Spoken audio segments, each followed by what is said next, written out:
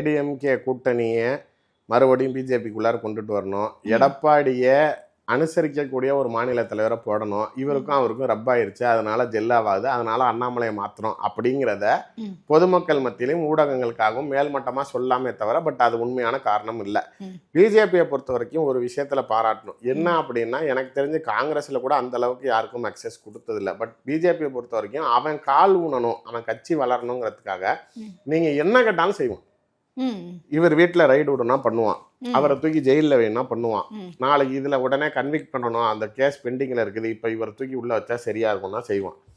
நாளைக்கு இந்த சின்னத்தை நாளைக்கு இப்போ ராமதாஸை கொடுக்காத, மாம்பழத்தை அன்புமணி கிட்ட கூட, அவன் தான் நம்ம கூட இருக்கிறான். ஜிகே வாசன் நம்ம கூட இருக்காரு, அதனால அவருக்கு சைக்கிள் சின்னத்தை கொடுனா கொடுப்பான். நாளைக்கு இதே விஜய் நம்ம கிட்ட வர மாதிரி இருக்காரு, ஆனால் விசில் வேணுங்கிறாரு, கொடுனா கொடுப்பான். வரமாட்டேங்கிறான் அப்படின்னா சிபிஐல அந்த கரூர் கேஸை நோண்டலான்னா நோண்டுவான்.